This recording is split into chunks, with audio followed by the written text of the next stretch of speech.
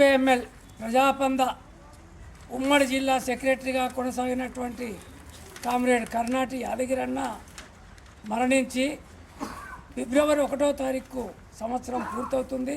ఈ సందర్భంగా మొదటి వర్ధంతి సభను నిజామాబాద్ జిల్లా కేంద్రంలోని గాయత్రి నగర్లో గల శ్రీ వెంకటేశ్వర కళ్యాణ మండపంలో మొదటి వర్ధంతి సభను నిర్వహించబోతున్నాం. ప్రధానంగా యాదగిరన్న 75లో ఎమర్జెన్సీ ప్రకటించిన తర్వాత 76లో ఉద్యోగానికి రాజీనామా చేసి ప్రజా ఉద్యమ నిర్మాణం కోసం కథన రంగంలోకి దూకి జిల్లాలోని అనేక ప్రాంతాల్లో అనేక రకాల ఉద్యమాలను నిర్మాణం చేసి ఎంతోమందికి గురువుగా నిలిచినటువంటి కామ్రేడ్ యాదగిరన్న లేని లోటు నిజంగా జిల్లా ప్రజా ఉద్యమాలకు తీరని లోటు.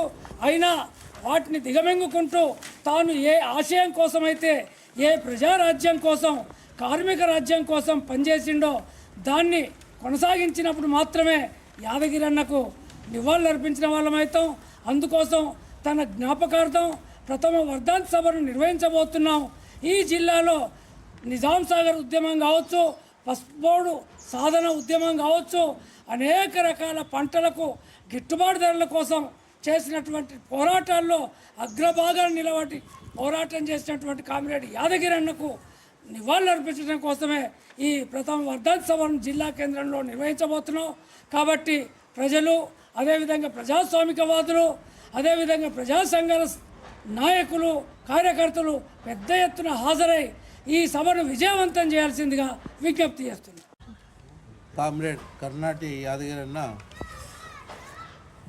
సంవత్సరం కిందట చనిపోవడం అనేది జరిగిపోయింది హఠాత్తుగా. తాను నల్గొండ జిల్లావాసిగా ఉండి ఈ ప్రాంతంలో జిల్లా పరిషత్ ఆఫీస్లో సీనియర్ అకౌంటెంట్గా పనిచేసినటువంటి వ్యక్తి. తాను ప్రజాసేవ కోసమై ప్రజలకు సేవ చేయడానికి ఆనాడు మన జిల్లాలో కానీ రాష్ట్రంలో కానీ ఒక ప్రజా సంఘాల ఆధ్వర్యంలో ప్రజల హక్కుల గురించి పోరాటాలు చేసినటువంటి సంఘాలు అనేటివి లేవు.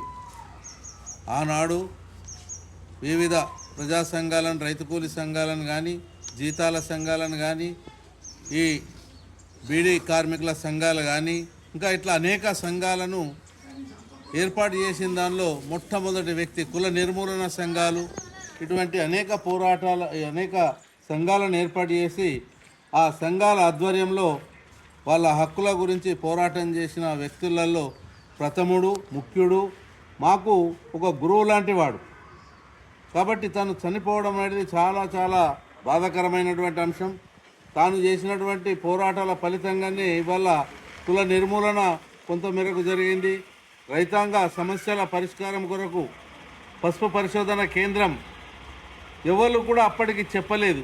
కానీ తినే ఆ పసుపు పరిశోధన కేంద్రం విషయంలో మీటింగ్లు పెట్టి దాని గురించి ప్రభుత్వాల దృష్టికి తీసుకురావడం జరిగింది. అది ఇప్పుడిప్పుడు ఏదో ఎల్సి కొద్దిగా పరిష్కారమైంది. అయితే నాడు నిజాం సాగర్కు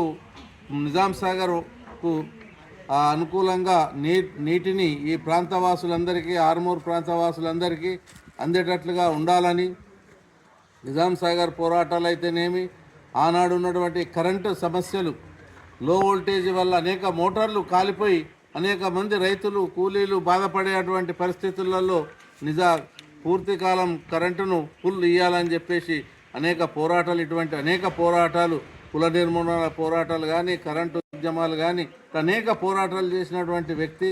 తాను మామూలుగా సింపుల్గా కొంత ఆరోగ్యం బాగాలేదని చెప్పేసి అని ఇంటికాడ ఉన్నటువంటి స్థితిలో హఠాత్తుగా చనిపోవడం అనేది జరిగింది. అది చాలా చాలా ఈ జిల్లా వాసులకు కానీ, ఈ ప్రాంతవాసులకు కానీ, రాష్ట్రానికి ప్రజలకు కానీ చాలా బాధాకరమైనటువంటి అంశం.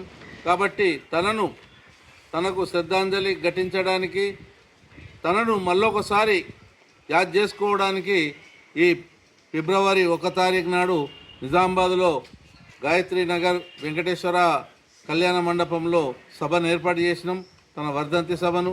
ఆ వర్ధంతి సభకు అన్ని రకాల ప్రజలు, ప్రజాస్వామికవాదులు ఇట్లా అనేక మంది వచ్చి జయప్రదం చేయాలని చెప్పేసి కోరుతున్నాను.